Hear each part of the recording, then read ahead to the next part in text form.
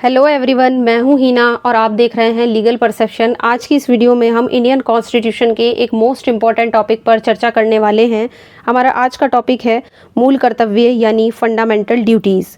देखिए, दूसरे important topics की तरह जो फंडामेंटल ड्यूटीज़ हैं वो भी मोस्ट इम्पॉर्टेंट है। आज हम इस वीडियो में सभी जितनी भी फंडामेंटल ड्यूटीज़ हैं उन सब के बारे में जानेंगे, लेकिन थोड़ा सा पहले हम इसका इंट्रोडक्शन जानेंगे। लेकिन आगे बढ़ने से पहले मैं आपको ये बताना चाहूँगी कि अगर आप इस वीडियो लेक्चर की PDF लेना चाहते हैं, आप फ्री में टेलीग्राम से ले सकते हैं, जिसका लिंक आपको डिस्क्रिप्शन में मिल जाएगा। तो चलिए स्टार्ट करते हैं।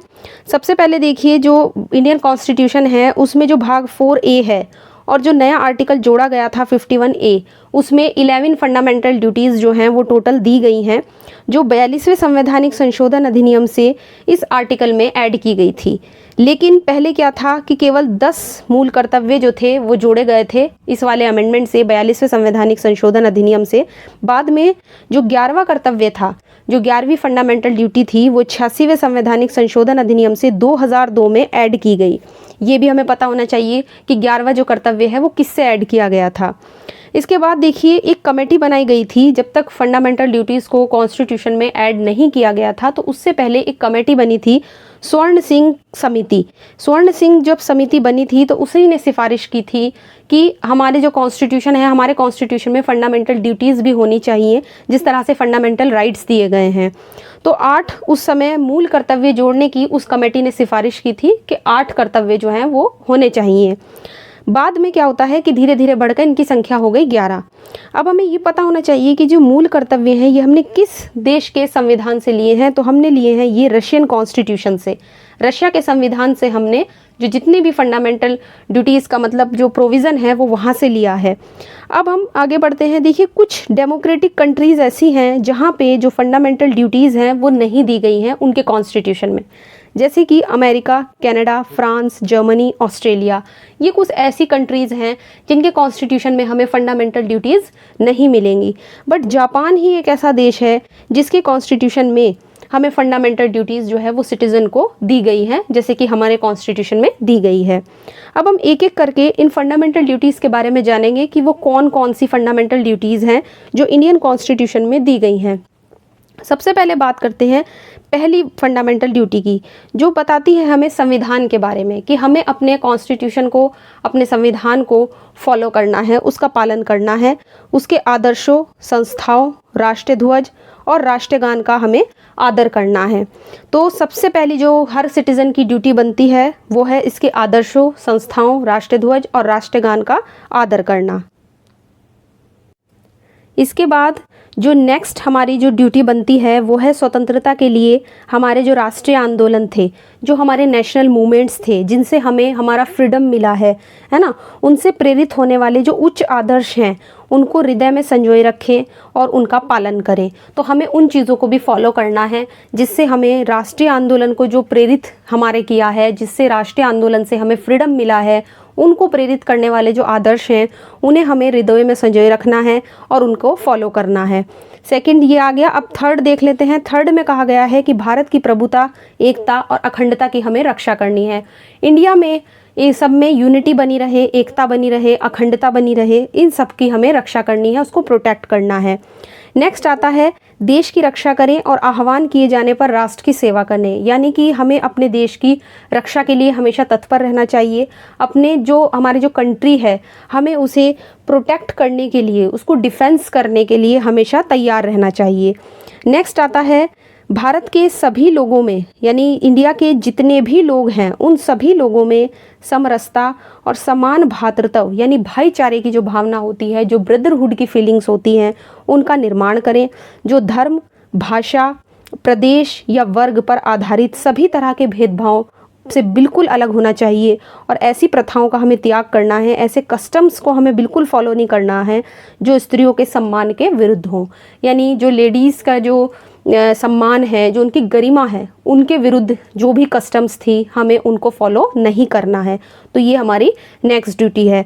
इसके बाद आता है जो हमारी सामाजिक संस्कृति है, यानी कि जो हमारा कल्चर है, उसकी जो गौरवशाली परंपरा है, जो हमारा ट्रेडिशन चला रहा है, जो हमारा कल्चर चला रहा है, इंडियन कल्चर, इंडियन ट्रेडिशन, उनका महत्व समझें, हमें उसकी इम्पोर्टेंस समझनी है और उसका परिरक्षण करें और हमें उसकी भी रक्षा करने के लिए तैयार रहना है। इसके बाद नेक्स्ट आता है एनवायरनमेंट से रिलेटेड है ये कहता है कि प्राकृतिक पर्यावरण जो हमारा एनवायरनमेंट है ना, उसकी हमें देखिए उसमें जो है उसमें भी हमें रक्षा करनी है, उसको प्रोटेक्ट करना है, जिसमें हमारे वन आते हैं, झीलें आती हैं, नदियाँ आती हैं, वन्य जीव आती हैं, ये सब चीज़ें हमारे एनवायरनमेंट के अंदर आएंगी। तो इस तरीके से हमें इन सबको प्रोटेक्ट करना है, उनका संवर्धन करना है और प्राणी मात्र के प्रति दया भाव रखना है। किसी के भी साथ गलत जो है वो नहीं करना है, दया भाव एक तरीके से रखना है। इसके बाद हमारी नेक्स्ट ड्यूटी है वैज्ञानिक दृष्टिकोण, मानवतावाद और ज्ञान अर्जन सुधार की भावना का विकास करना है। हमें साइंटिफिक अप्रोच अपनाना है, मानवतावाद दिखाना है और ज्ञान अर्जन नॉलेज को एक्वायर करना है। सुधार की भावना यानी कि जिससे हमारी कंट्री में डेवलपमेंट हो सके, हमें ऐसी भावना, ऐसी फीलिंग्स को विकास करना है ना, उसको डेवलप करना है। तो एक तरीके से हमें साइंटिफिक मेथड जो है उसको अपनाना है। इसके बाद आता है सार्वजनिक संपत्ति की सुरक्षा रखें, यानी कि एक तरीके से जो हमारी पब्लिक प्रॉपर्टी है, जो भी पब्लिक प्रॉपर्टी है उसको बिल्कुल नुकसान नहीं पहुंचाना है, उसमें हिंसा से हमें दूर रहना है, बिल्कुल वायलेंस नहीं करना है, जैसे कि उसको नुकसान पहुंचाना, तोड़ फोड़ वगैरह करना, तो वो हमें बिल्कुल नहीं करना है। और जो हमारी जो पब्लिक प्रॉपर्टी है उसको प्रोटेक्ट करना है, उसको सुरक्षित रखना है। नेक्स्ट आता है उन व्यक्तिगत सामूहिक गतिविधियों के सभी क्षेत्रों में उत्कृष्ट की ओर बढ़ने का प्रयास करें जिनसे राष्ट्र निरंतर बढ़ती हुई ऊंचाइयों को छू ले, यानी कि जिससे कि हमारा जो राष्ट्र है, हमारा जो नेशन है, जो इंडिया है, उसमें नई ऊंचाइयों तक हमारा राष्ट्र पहुंच सके, ऐसी उत्कृष्ट की ओर हमें बढ़ना है, ऐसी व्यक्तिगत सामूहिक गतिविधियों को हमें अपनाना है। और नेक्स्ट सबसे लास्ट जो हमारी ड्यूटी है वो है 6 से 14 साल तक की उम्र के बीच के जो बच्चे हैं उनको शिक्षा के अवसर उपलब्ध कराना। ये किसका कर्तव्य हो गया? ये ड्यूटी होगी पेरेंट्स की, कि 6 से 14 साल तक की उम्र के जो उनके बच्चे हैं उनको शिक्षा के जो अवसर हैं, है ना, उनको अपॉर्चुनिटीज़ मिलनी चाहिए, एजुकेशन का अवसर उनको मिलना चाहिए। तो इस तरह से यहाँ पे जो ये 11 के 11 जो हमने अभी फंडामेंटल ड्यूटीज़ देखी हैं, ये हमने सीरीज़ वाइज देखी हैं। जब एग्जाम में इन पर क्वेश्चन लिखने के लिए आता है तो हमें सीरीज़ से लिखनी होती हैं। अब इनको याद करने का सबसे अच्छा तरीका यही है कि हम इनकी एक एक वर्ड से जो है हम पहचान बना सकते हैं। जैसे पहले कॉन्स्टिट्यूशन से हम पहचान बना सकते हैं कि सबसे पहले हमें कॉन्स्टिट्यूशन को फॉलो करना है। उसके बाद जैसे जैसे जहाँ पे इक्विटी की बात हुई है, कहीं पर देश के प्रोटेक्शन की बात हुई है, तो इस तरह से हम एक एक वर्ड से इसकी पहचान बना सकते हैं। बहुत ही ईजी तरीका है ये याद करने का। अब हम थोड़ा सा और इनके बारे में जानेंगे और कुछ केस लॉज देखेंगे। देखिए ये जो खंड है, ये जो सबसे लास्ट का कर्तव्य था, फंडामेंटल जो ड्यूटी थी ये सबसे लास्ट की, ये इसमें इसलिए जोड़ा गया था क्योंकि एक नया आर्टिकल जो बनाया गया था 21A, है ना, जिसमें कहा गया है कि 6 से 14 साल तक की उम्र के बच्चों के लिए शिक्षा जो है वो एक फंडामेंटल राइट है। तो उसके बाद ही इसको इसमें ऐड किया गया था, क्योंकि वहाँ वो फंडामेंटल राइट हो गया, यहाँ पे ये फंडामेंटल ड्यूटी हो गया। लेकिन बात कहाँ हो रही है? दोनों में ही एजुकेशन की हो रही है और दोनों में ही 6 से 14 साल तक की उम्र के बच्चों की बात हो रही है। अब हम इससे रिलेटेड केसेस देखेंगे। सबसे पहला केस आता है अखिल भारतीय आयुर्विज्ञान संस्थान वर्सेस छात्र संघ का मामला आता है।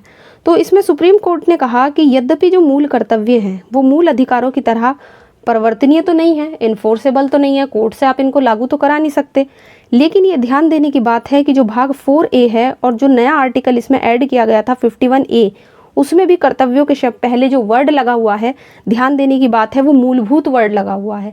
जैसे फंडामेंटल राइट्स हैं उसी तरह फंडामेंटल ड्यूटीज़ हैं, दोनों में फंडामेंटल वर्ड लगा हुआ है, मूलभूत वर्ड लगा हुआ है, इसलिए उन्हें भी उसी प्रकार से हम लागू कर सकते हैं जैसे संविधान के भाग 3 में अधिकारों के लिए मूलभूत शब्द का प्रयोग किया गया है।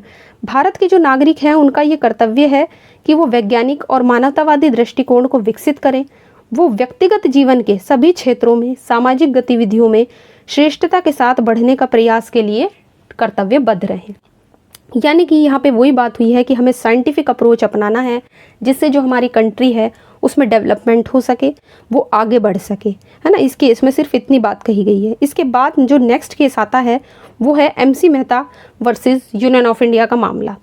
इस मामले में न्यायालय ने कहा कि जो आर्टिकल 51A है उसमें जो दिए गए पर्यावरण के संरक्षण है, यानी कि जो प्रोटेक्शन के जो एनवायरनमेंट है, प्रोटेक्शन की जो बात की गई है कि हमें कैसे अपने पर्यावरण को संरक्षित रखना है, हर सिटीज़न की ड्यूटी है, तो उसके संबंध में केंद्र सरकार की भी ये ड्यूटी है कि वो देश की शिक्षण संस्थाओं में जो जितने भी देश में एजुकेशन की इंस्टीट्यूट्स हैं, स्कूल्स हैं, कॉलेजेस हैं, उनमें जो सप्ताह में कम से कम 1 घंटा पर्यावरण के संरक्षण के बारे में शिक्षा देने का निर्देश दें, यानी कि केंद्र सरकार को ये निर्देश देना चाहिए कि जितने भी हमारे एजुकेशन के इंस्टीट्यूशन हैं उसमें हर हफ्ते कम से कम 1 घंटा जो एनवायरनमेंट का हमारे प्रोटेक्शन है उसकी शिक्षा देने का निर्देश दें। और दूसरी बात जो सबसे मोस्ट इम्पॉर्टेंट है वो है कि जो आर्टिकल 51A है उसकी भाषा बहुत ज़्यादा विस्तृत है, इसके अर्थ और विस्तार के बारे में अभी कुछ नहीं कहा जा सकता। इतना स्पष्ट है कि इस अनुच्छेद की जो भाषा की जो परिधि है उसके अंतर्गत जो राज्य है वो किसी भी नागरिक को दंडित कर सकता है, ऐसा नहीं है कि उसको दंड नहीं दिया जा सकता। इस स्थिति का जल्द से जल्द निराकरण जरूरी है, इसके अभाव में मूल कर्तव्य एक पवित्र घोषणा मात्र बनकर रह जाएंगे। तो इनके लिए भी किसी व्यक्ति को पनिश किया जा सकता है, स्टेट कोई लॉ बनाकर इनके लिए अगर कोई इनका उल्लंघन करता है तो उस व्यक्ति को पनिश कर सकता है। तो इस तरह से यहाँ पे 2 केसेस हमने इसमें फंडामेंटल ड्यूटीज़ में डिस्कस किए हैं। जब भी एग्जाम में ये क्वेश्चन आता है तो हमें सीरीज वाइज जो है वो सारी फंडामेंटल ड्यूटीज़ लिखनी होती है। अगर कोई लॉन्ग क्वेश्चन आता है तो हम अपने आंसर में केसेस भी लिख सकते हैं। केस लॉ लिखना अच्छी बात होती है, जो लॉ का क्वेश्चन जब आपके सामने आता है आप उसमें आंसर में केस लॉ आते हैं। और जैसा कि मैंने आपको स्टार्टिंग में बता दिया था कि अगर आप इस वीडियो लेक्चर की PDF लेना चाहते हैं आप फ्री में टेलीग्राम से ले सकते हैं, जिसका लिंक आपको डिस्क्रिप्शन में मिल जाएगा।